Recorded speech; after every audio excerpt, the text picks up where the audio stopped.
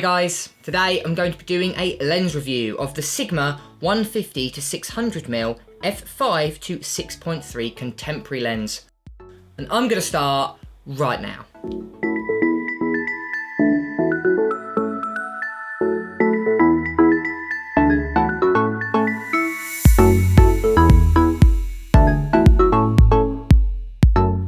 Hi guys, and welcome back to the channel. My name is James, and if it is the very first time to this channel and you want to learn all about Photoshop, Lightroom and everything photography related, start now by subscribing and hitting the bell so you don't miss anything.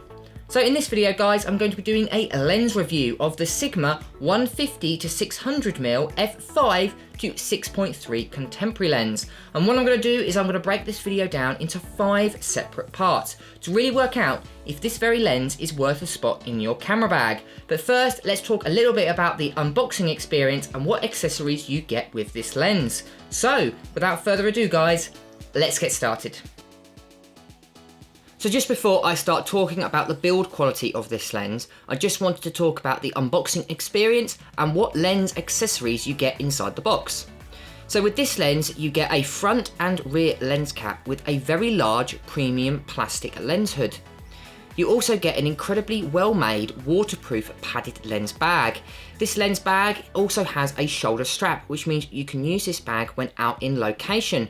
Now, because of the size of this lens doesn't necessarily fit in all camera bags. So having a really nice lens bag is really handy, especially if you are bringing it out on location.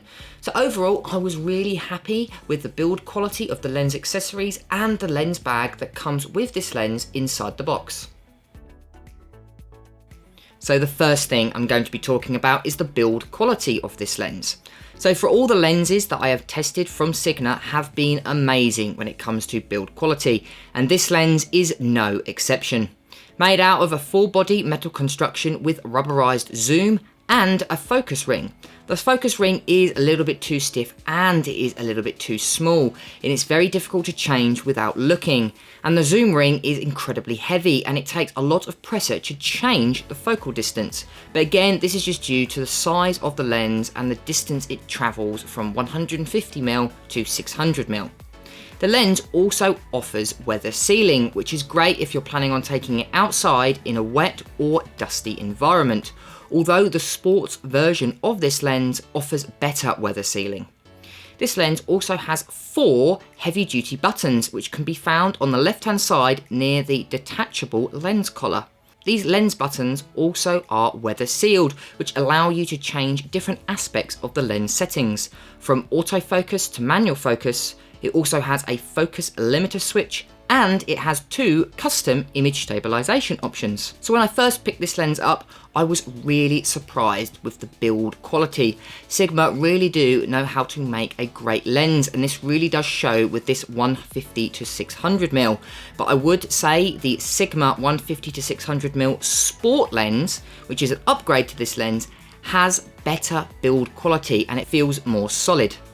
So apart from the really heavy zoom ring and the stiff focus ring, this lens passes expectation in almost all aspects of the build quality. So for that reason, I'm going to be giving it a 7 out of 10 for build quality. So the next thing I'm going to be talking about is the image quality of this lens. So this lens is a variable aperture zoom lens, meaning the more you zoom, the more the aperture changes. This variable aperture is from f5 to 6.3, meaning the more you zoom in, the less light reaches the sensor. Now this is important if you're constantly zooming in and out. I would recommend keeping it at a constant minimum aperture of 6.3, so the amount of light doesn't change when you zoom in and when you zoom out. So I took this lens out to my local deer park in Woburn to take some photos of the amazing deer there. And at 150mm, I found that sometimes the photos could be quite soft, but it did sharpen up after 200mm, and it was at its sharpest at 600mm. And this was throughout the entire image frame, all the way to the corners. But I would say the Sigma 150 to 600mm sport lens was sharper at every focal distance, and it did have better optical image stabilization. All of the photos that you can see here were shot at f6.3. Now, because of the super mega zoom aspect of this lens, you can use this lens for a wide variety of different types of photography. A good example of this would be using this lens for air shows. So how does this lens handle bright sunlight and lens flaring? Well, this lens has a good quality lens hood that comes with it inside the box, and this is designed to reduce the amount of flaring. But if you did remove the lens hood and shot directly into the sun, you will find that it does suffer from quite bad lens flaring. Now again, this is just due to the amount of lens elements that this lens has. So I would highly recommend using a lens hood when it is bright and sunny outside. So how does this lens handle distortion and vignetting? Now, because of the super mega zoom aspect of this lens doesn't necessarily suffer from any barrel or pincushion distortion, which is great to see. And because of the high aperture aspect of this lens, vignetting is also not a problem. The only downside to the high aperture is it's difficult to create good looking background blur, or bokeh. But if you go ahead and zoom to 600mm, you could use the compression that this lens has to break the subject away from the background, as you can see with the photos that I have here. Now, all of the images that I took, I did notice a little bit of colour fringing and chromatic aberration, which is not great to see, but it did seem to disappear at 600mm. So overall, I was pleasantly surprised with the image quality of this lens, especially if you compare it to the Canon and Nikon super mega zoom lenses out there, which are a lot more money. And I must say, I did not notice a massive difference in image quality. The only difference I noticed was the difference between the Sigma 150 to 600mm sport version, and I noticed a lot better sharpness and less chromatic aberration. So for that reason, I'm going to be giving it a 7 out of 10 for image quality. So the next thing I'm going to be talking about is the size and weight of this lens. So this lens is by far one of the biggest and heaviest lenses that I have tested, coming in at a whopping 1.93 kilograms or 4.25 pounds in the US. And as smallest size, it is just 26 centimeters long or 10.24 inches, which is a very big lens. So you're going to need a very large camera bag if you're wanting to bring this lens with you. Now, of course, you can always use the lens bag that the lens comes with, which I would recommend. Now, of course, you could always hand hold this lens, but when I took it out to Woburn, I used a monopod. Now, this monopod helped me create more stable shots, especially in low light conditions. So it's something that I would recommend, especially if you're not that strong. Now, compared to the Sigma Sport lens, this lens is actually a lot lighter, though it does have the same focal distance and aperture.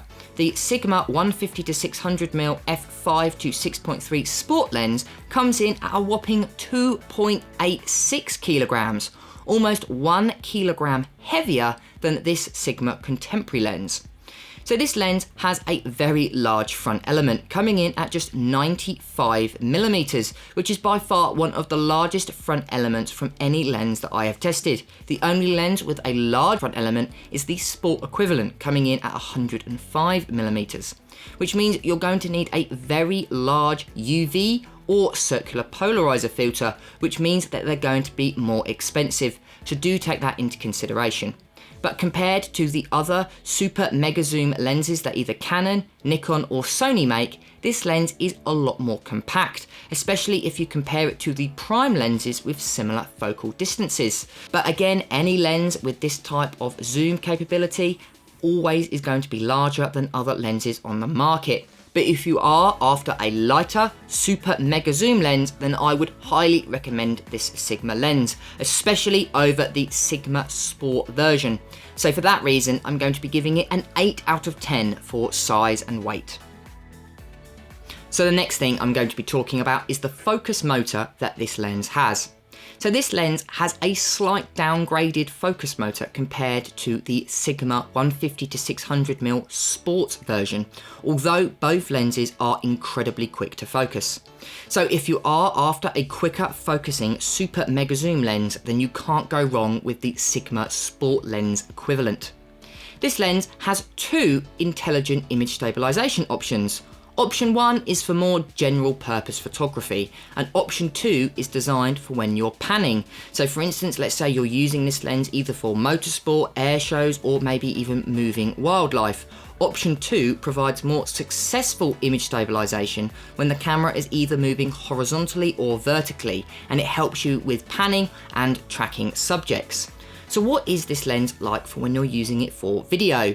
Well, this lens isn't quiet, especially when you're using either the image stabilization or the focus motor. So I wouldn't recommend using this lens if you're using the internal microphone of your camera.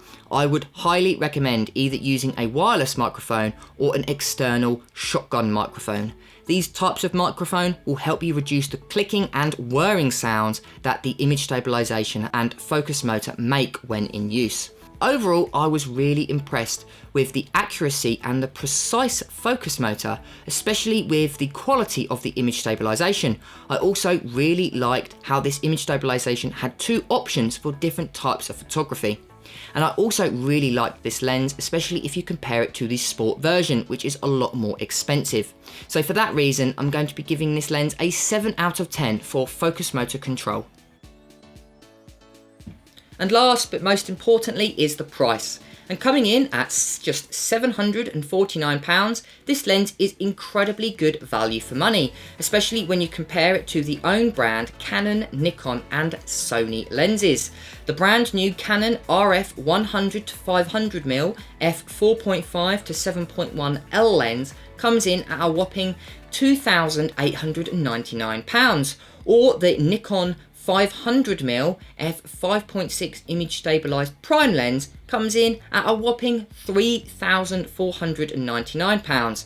The only lens that is reasonably priced is the Sony 200-600mm f5.6 to 6.3 image stabilized zoom lens that comes in at £1,699, still over double the price. So this lens offers a great saving compared to the other branded super mega zoom lenses, and it offers an even bigger saving, especially when you compare it to the prime lenses on the market. The only lens that really compares to price is the 150-600mm Sigma Sport equivalent, which comes in at £1,299. If you are more budget orientated, then the contemporary version is a lot better value for money. But if you are after more of a professional look, then I would probably recommend the sports version for only a little bit more money. The only downside to this lens is the incredibly large front element with a filter thread of 95mm. Now there is not a lot of options when it comes to buying either a UV filter or circular polarizer filter for this particular size filter thread. The cheapest UV filter that I found was a Sigma own brand 95mm that comes in at £110. But if you are after a circular polarizer filter, the cheapest that I could find was a Sigma own brand circular polarizer 95mm at £159. So do bear that in mind. If you are after a UV filter to protect the front element, you will need to save a little bit of money as it is an expensive purchase. So overall, I was pleasantly surprised with the build quality, image quality and focus motor, and with an amazing price of just £749, this lens is great value for money. So for that reason, I'm going to be giving it a 9 out of 10.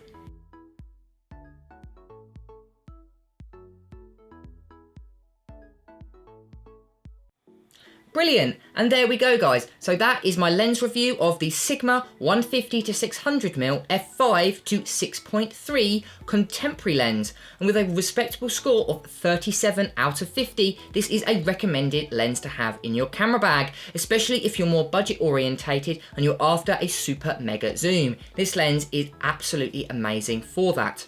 Again guys, if you want to like, comment and subscribe to my channel, it really does help my channel grow. Also, if you want to hit the bell notification so you don't miss any of my latest content. But until next time guys, keep creating.